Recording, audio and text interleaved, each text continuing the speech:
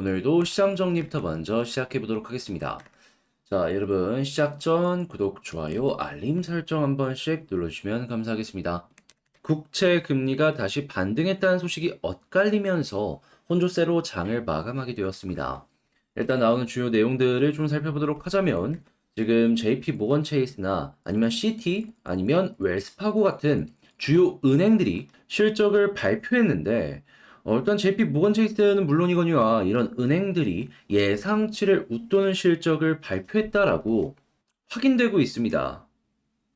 하지만 이런 은행들의 실적은 생각보다 괜찮게 나왔는데 팩트셋에 따르면 S&P 500 지수에 상장된 기업들의 2분기 순이익은 전년 동기 대비 7%가량 하락할 것으로 예상되고 있어서 야, 이거 엇갈리는 양극화가 조금 심해지겠는데? 이러한 모습이 우리에게 예상되고 있고요. 그리고 이런 상황에서 지금 페드 의원들의 매파적인 발언이 나온 게 시장엔 부담으로 작용을 한다라는 걸 이제 확인을 할 수가 있는데요. 어떤 내용이 나왔는지를 좀 보도록 하자면 크리스토퍼 윌러 페드 이사는 전일 한 연설에서 인플레이션을 우리의 목표치로 되돌리기 위해 올해 남은 4번의 회의 동안 두 번 정도는 인상을 해야 된다. 이러한 의견을 밝혔고요. 6월 CPI가 둔화된 것은 환영할 만한 소식이라면서도 아직 이 지표가 추세를 만들어줄 정도는 아니라고 강조를 하였습니다. 그러니까 앞으로 나올 지표들 추가적으로 몇 번은 더 봐야지 추세를 확실하게 생각을 할 수 있고 이에 맞춰서 정책 방향성을 바꿔나갈 수 있을 것이다라고 이야기를 하는 거죠. 그러니까 지표 보고 움직이겠다라는 걸 그냥 공식적으로 이야기했다라는 걸 생각을 할 수가 있는 것이고 그만큼 향후에 나올 이 소비자 물가 지수는 물론이거니와 생산자 물가 지수, 개인 소비 지출까지 이 나오는 숫자가 정말 정말 중요해지고 있다라는 걸 좀 생각을 하면서 볼 수 있을 것 같습니다. 지금 이러한 멘트를 통해서 확실하게 우리가 알 수 있는 건 이게 꺾이기 전까지 금리 인하는 보다 없다라는 걸 확인할 수 있으니까요. 그리고 이런 발언 이후 미시간 때 소비자 심리 지수가 발표가 됐는데 이게 2년 만에 가장 높은 수치가 나왔다라고 해요. 그래서 경계 심리가 좀 커진다라고 하는데 7월 예비치를 기준으로는 72.6으로 급등을 했다라고 합니다. 이는 지난 2021년 9월 한참 물가 피크 찍었을 때 있죠. 그때 이후에 1년 10개월 만에 가장 높은 수치다라는 걸 확인을 할 수 있고요. 그리고 1년 기대 인플레는 3.4%로 예상돼 지난 6월보다 0.1% 소폭 상승했다라는 것도 확인을 할 수 있고 5년 기대 인플레도 3.0까지 빠졌던 게 다시금 3.1까지 올라왔다라는 걸 보여주면서 아직 인플레가 확실하게 꺾이진 않았다라는 걸 체크할 수 있겠습니다. 자, 그렇기 때문에 제가 어떤 걸 말씀드린다고요? 계속 나오는 요 PCE, CPI, PPI 이렇게 세 가지는 계속 어떤 식의 이야기가 나오는지 꾸준하게 살펴봐야 될 필요가 있다. 그리고 그만큼의 중요도가 높아진 만큼 향후에 이 지표 발표 일정에 맞춰서 증시가 꿈틀거리는 폭도, 변동성도 굉장히 커질 것이다라는 걸 생각을 할 수 있을 것 같습니다. 이런 상황 속 시카고 상품거래소 페드워치에 따르면 연방기금 선물시장 기준으로 페드가 7월 FOMC에서 금리를 25bp 인상할 가능성은 96%로 이건 알고 있는 내용이죠. 그렇기 때문에 변함없이 진행이 될 것이다라고 생각을 하시면 될 것 같고요. 9월 달에는 13.3%로 11.2에서 상승했고 11월에는 27.6으로 19.8에서 상승했고 12월 달에는 23.4로 15%에서 상승했습니다. 그러니까 전반적으로 아직 금리 인상이 7월 이후에 과반이 된다 이런 건 아니지만 조금씩 조금씩 상승을 하면서 증시에는 부담으로 연결될 수 있는 이러한 부분이 보여주고 있다라는 걸 감안을 하면서 봐야 된다라는 것이죠. 그래도 숫자만 놓고 봤을 때에는 아직까지는 그렇게까지 나쁘게 생각할 건 없을 것 같습니다. 뭐 30%, 40% 이것도 아니고 10에서 20% 왔다 갔다 왔다 갔다 하고 있는 거니까요. 자, 그런 상황 속에서 국제유가는 WTI 기준 75.42달러로 마이너스 1.91% 하락 마감하였고요. 채권은 약세에, 달러는 강세에, 금 가격은 상승 마감하였습니다.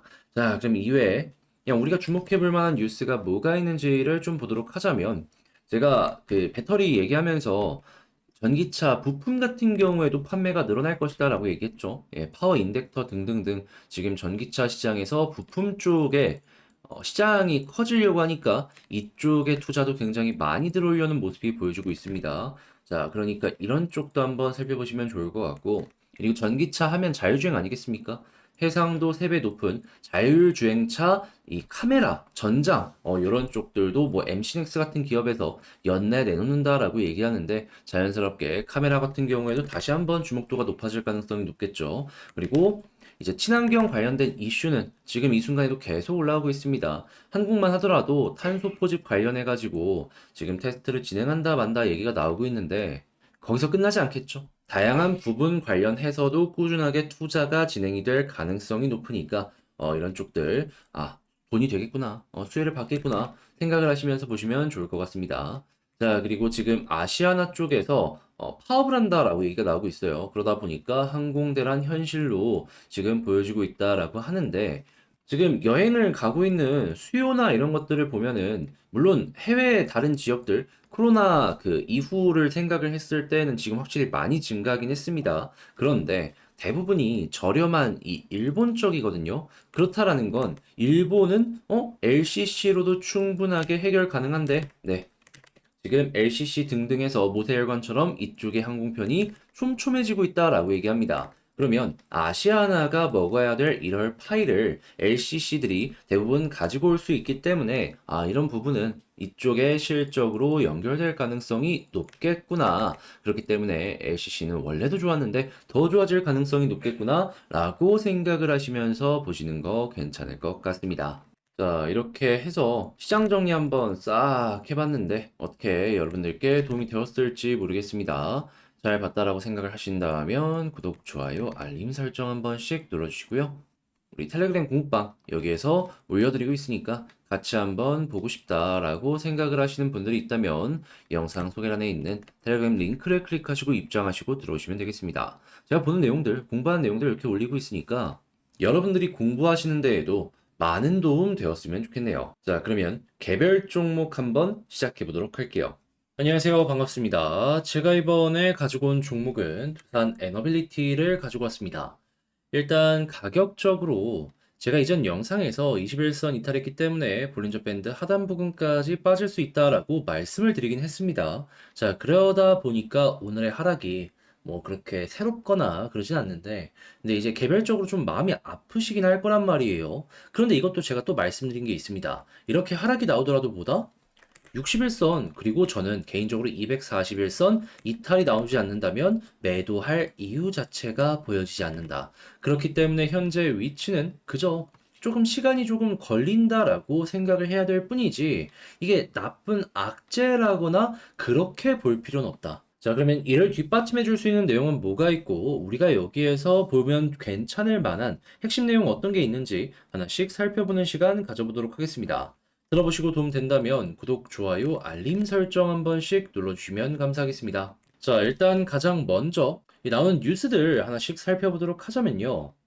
최근에 영국이랑 한국이랑 수소 관련된 기술 연구 협약을 맺었다라고 발표가 나왔었습니다. 근데 이 이전에 있었던 걸 생각을 해야 되는 게 영국 같은 경우에는 한국 쪽에다가 이 해상풍력 관련된 기술 협약을 맺고서 제3국에 함께 진출을 하자라고 이야기를 했었습니다. 전 세계 1등 해상풍력 사업국이 영국인 만큼 우리나라에게 상당히 유리한 이러한 협약이었다라고 생각을 할 수 있는데, 근데 이번에는 이 해상풍력 받고 수소주는 이러한 쪽으로 연결되고 있는 모습 확인할 수 있습니다. 자, 그렇다면 다시 영국과 우리나라의 이 에너지 관련된 친환경 관련된 기술 협약의 이 강도, 연결고리가 강해질 것이다라고 생각을 하면서 앞으로도 어느 정도는 함께 움직이는 거 기대감을 가지면서 볼 수 있겠죠. 그러면 당연히 우리나라에서 진행하는 여러 사업을 영국 쪽 기업을 끼어들일 수 있는 거고, 영국에서 진행하는 몇몇 사업을 우리나라가 갈 수도 있는 것이고,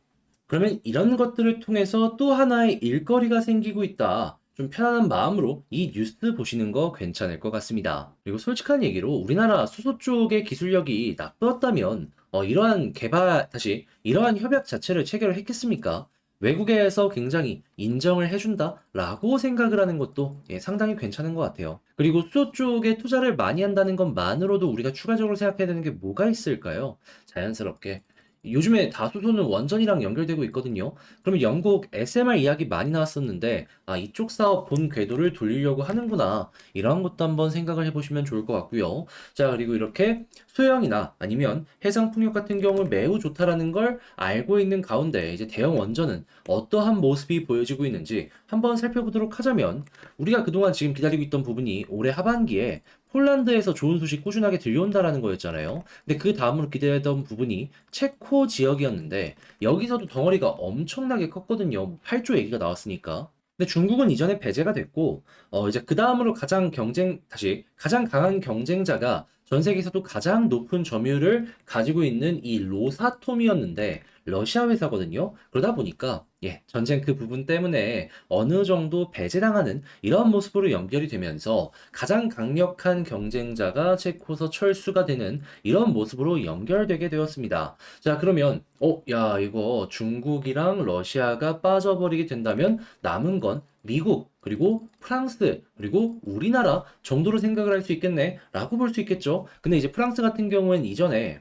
이 원전 관련된 계약을 맺기 전에 이 기술적인 평가를 했을 때 한국이 확실히 우위에 서 있는 이런 모습을 보여줬기 때문에 특별하게 너무 걱정할 필요는 없을 것 같고, 다만 이제 미국 쪽에는 이제 국가의 파워나 여러 가지 부분 때문에 약간 밀리거나 아니면 웨스팅하우스 관련 문제들 때문에 약간 주춤주춤하는 이런 모습으로 연결할 수 있는데요. 그런데 그건 결국 가능성인 거고, 최근에 여러 가지 수주 물량을 따낸 것도 보시면 아시겠지만 가장 큰 건 미국에 남겨줬지만 우리나라도 몇 개를 가지고 왔었거든요.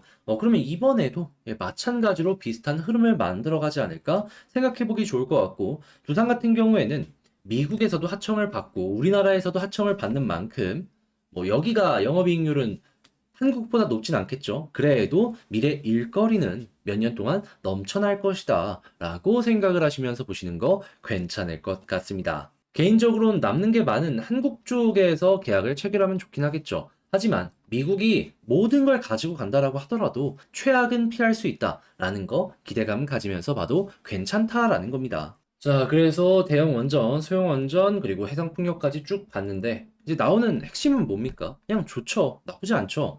여기서 악재가 나온다든가 그런 부분은 단 하나도 안 보여지고 있는 게 확인이 되고 있습니다. 자, 그럼 이런 것들 수출 물량 쌓아간다는 건데, 괜찮은 모습이 보여지게 된다면 어떻게 될까요? 향후에 가격 방어력, 이런 뉴스들이 받쳐줄 겁니다. 그럼 하락이 나오더라도 어느 순간 안정이 될 것이고, 그러면 그때부터 이제 어느 정도의 반등을 기대해보기 괜찮을 것 같은데, 자, 그런 상황을 기대한다라고 하더라도 결국에는 뭐가 제일 일단 중요하다? 수급. 그래서 수급부터 한번 보도록 하겠습니다.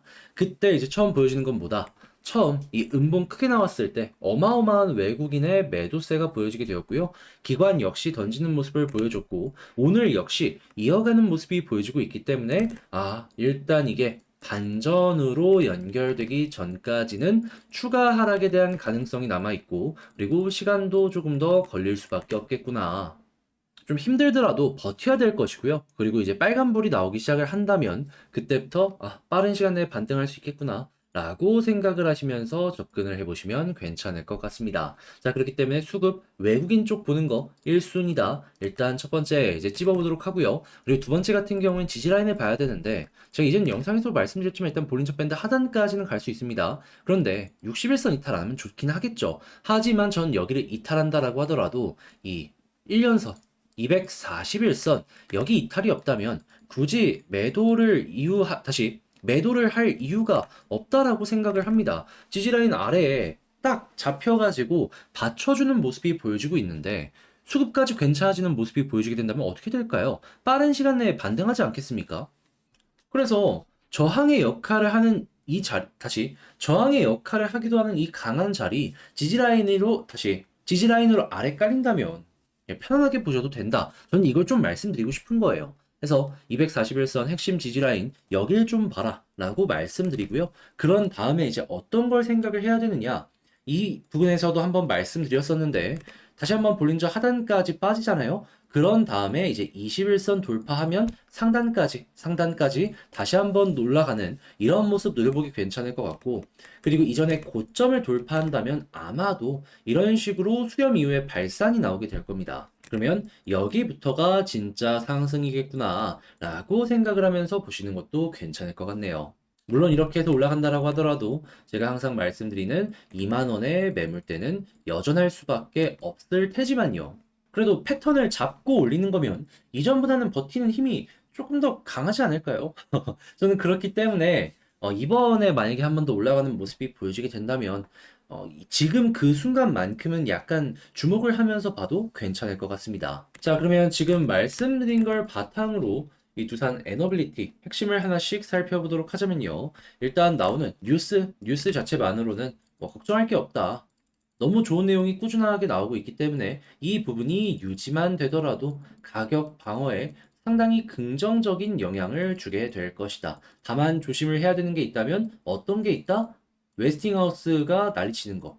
이게 안 나오는 게 좋은 거지. 나오면 여기선 단기적인 추가 조정이 나올 수도 있으니까 조심을 해야 될 필요가 있을 것이다. 요 기억하시고요. 자, 그리고 세 번째 같은 경우에는 현재 수급에서 외국인의 매도가 상당히 많이 나오는 모습이 보여지고 있는데 다시 한번 여기서 반전이 나오게 된다면은 그러면 어느 정도의 반등 빠른 시간 내에 가능할 수 있으니까 이제 1순위로 외국인 쪽 어떻게 나오는지 꼭 보도록 하고 그게 나오기 전까지는 시간이 많이 걸릴 수 있다라는 걸 인지를 하면서 보셔야 된다. 자, 그리고 네 번째 지지라인 같은 경우에는 241선 다시 241선 이탈 전까지는 매도할 필요가 없을 것 같고요. 그런 상황에서 이제 올라가기 시작한다면 21선 돌파했을 때 다시 한번 이전에 있는 고점을 돌파하면은 2만 원 부근까지는 충분히 올라갈 수 있을 것 같고 그리고 이번에 올라가는 모습이 보여지게 된다면 패턴을 잡고 올라가는 것이기 때문에 매물 소화에 굉장히 탄력을 얻을 것 같다. 이렇게 말씀드리면서